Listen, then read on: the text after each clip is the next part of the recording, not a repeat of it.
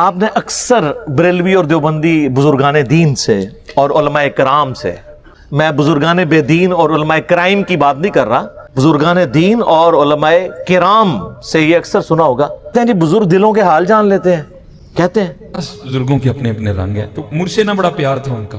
میں ایک دن لاہور سے گیا سیالکوٹ، جمعرات تھی، تو حضرت نے شاید جاتے ہوئے دیکھ لیا ہوگا، وہ لڑکا بھیج کے نہ بلایا۔ اب تو یہ چھوٹا نوٹ آ گیا نا، پہلے 1000 کا بڑا نوٹ ہوتا تھا، وہ بڑا نوٹ مجھے دے کے نا پہلے پکڑا کے پھر کہتے ہیں مولوی جی دیکھو کام کہیے تو ساڈا کر دے ہوگا۔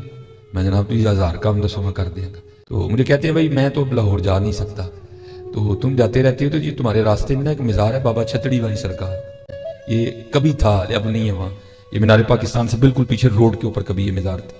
جب وہ سڑک کی توسیع ہوئی تب یہ مزار راوی کے کنارے چلا گیا۔ مجھے فرمانے لگے اس مزار پہ نا ایک مجذوب بزرگ بیٹھے ہیں اور سردی بڑی ہے اور ان کے پاس کمبل نہیں ہے کوئی بھی، یہ تم نے کمبل میری طرف سے خرید کے نہ انہیں دینا ہے۔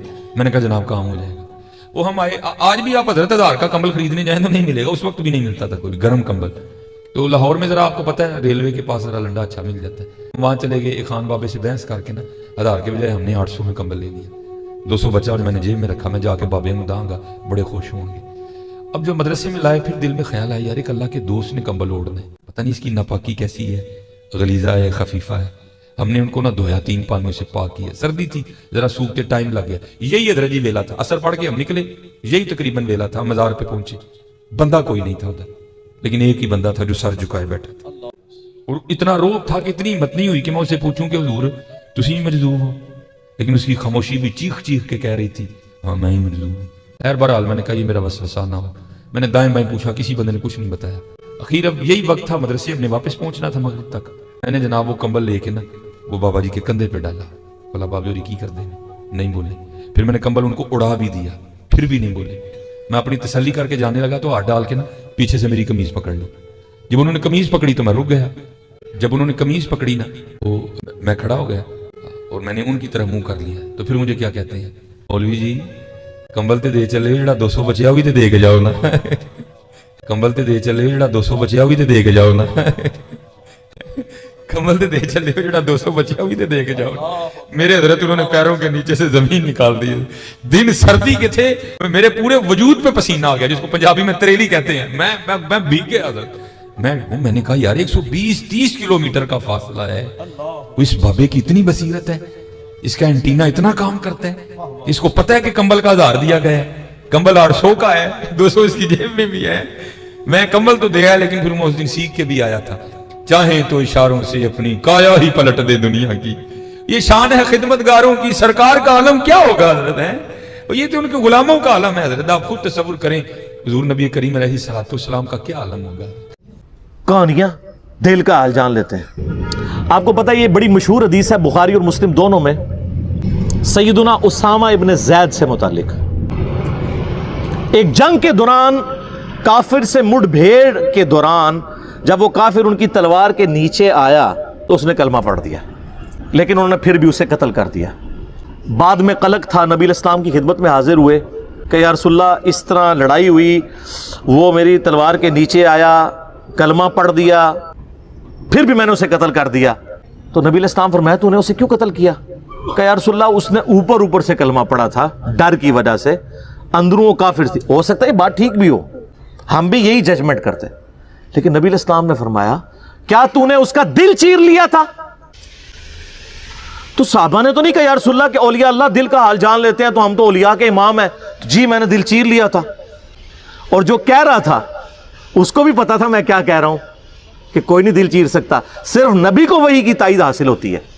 پھر آپ نے فرمایا اسامہ تو کیا کرے گا جب قیامت والے دن وہ کلمہ پڑھتا ہوا اللہ کے حضور تیرے خلاف مقدمہ قائم کرے گا، اسامہ تو کیا کرے گا، اسامہ تو کیا کرے گا، اسامہ تو کیا کرے گا۔ نبی علیہ السلام یہ الفاظ ریپیٹ کرتے رہے۔ سیدنا اسامہ کہتے ہیں میری خواہش ہوئی کاش آج سے پہلے میں کافر ہوتا اور آج کلمہ پڑھ کے مسلمان ہوا ہوتا، کم از کم میرا یہ گناہ تو دھل جاتا۔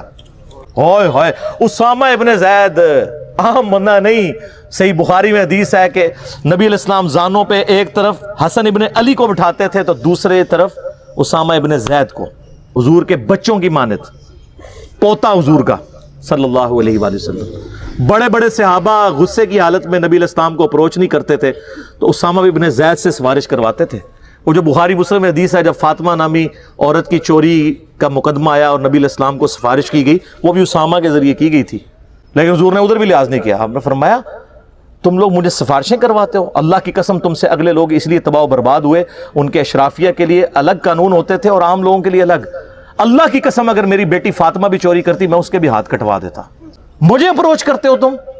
یہ ہے اسامہ ابن زید. اور اب ذرا مجھے بتائیں، جو کہتے ہیں جی بزرگ دلوں کے حال جان لیتے ہیں، کہتے ہیں آپ رائے ونڈ چلے جائیں، آپ ملتان شریف چلے جائیں، کسی بھی شریف جگہ پہ چلے جائیں تو مرید وہ ڈر ڈر کے بیٹھے ہوتے ہیں جی بزرگ دل کا حال جان لیتے ہیں. میں نے کہا نا، پرانیاں گلاں، پرانے فرقے، پرانے بزرگ.